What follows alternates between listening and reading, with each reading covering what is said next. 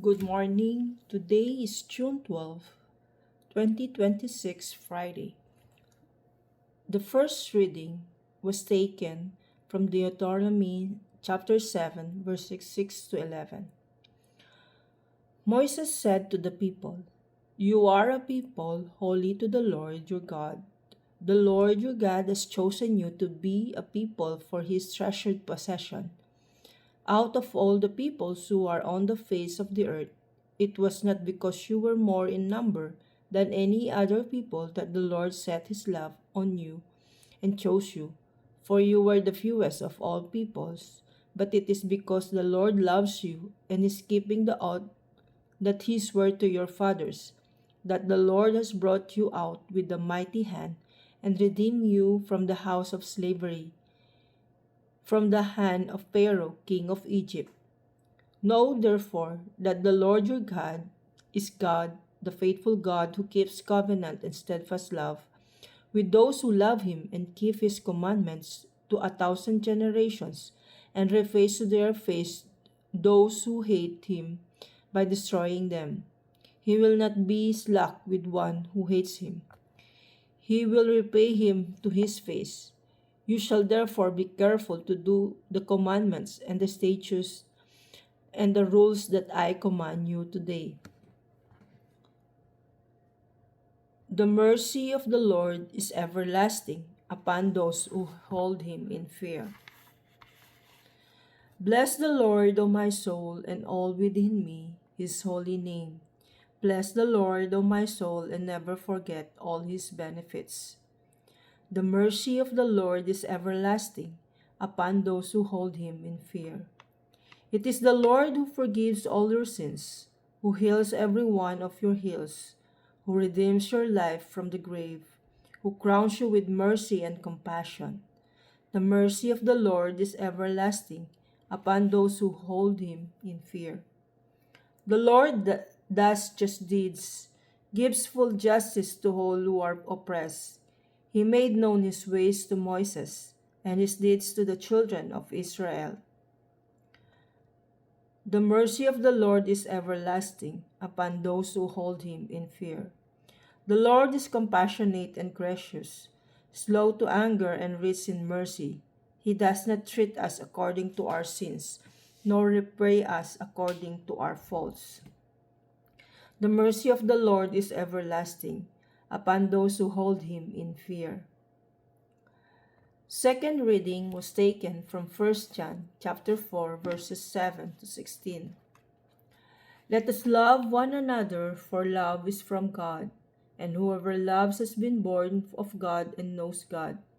Anyone who does not love does not know God, because God is love.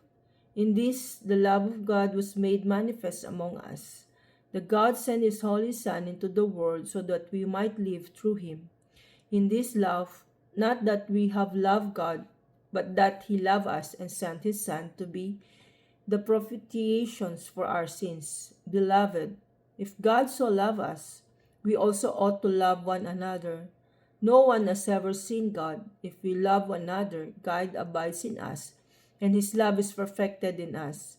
By this we know that we abide in him, and he in us, because he has given us of his Spirit, and we have seen and testify that the Father has sent his Son to be the Savior of the world. Whoever confesses that Jesus is the Son of God, God abides in him, and he in God. So we have come to know and to believe that love that God has for us. God is love, and whoever abides in love abides in God, and God abides in him. Alleluia, alleluia. Take my yoke upon you, says the Lord, and learn from me, for I am gentle and slow in heart. Alleluia. Today's gospel was taken from Matthew chapter 11 verses 25 to 30. At that time, Jesus declared, I thank you, Father, Lord of heaven and earth, that you have hidden these things from the wise and understanding and revealed them to the little children. Yes, Father, for such was your gracious will. All things have been handed over to me by my Father, and no one knows the Son except the Father, and no one knows the Father except the Son, and anyone to whom the Son chooses to reveal him. Come to me, all who labor and heavy laden, and I will give you rest. Take my yoke upon you, and learn from me, for I am gentle and lowly in heart, and you will find rest for your souls. For my yoke is easy, and my burden is light. The word of the Lord.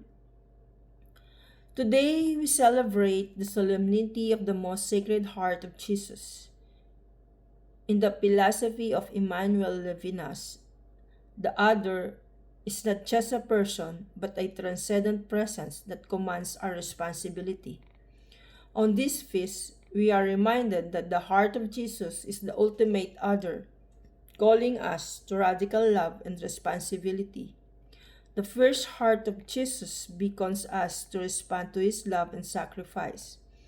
As we gaze upon the Sacred Heart, may we awaken to the infinite responsibility that comes with being loved by God. Each of us is called to become a hostage to the other, bound by the ties of love and responsibility.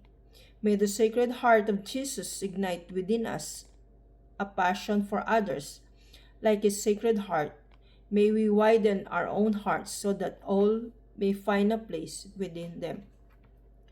Good morning and have a blessed day.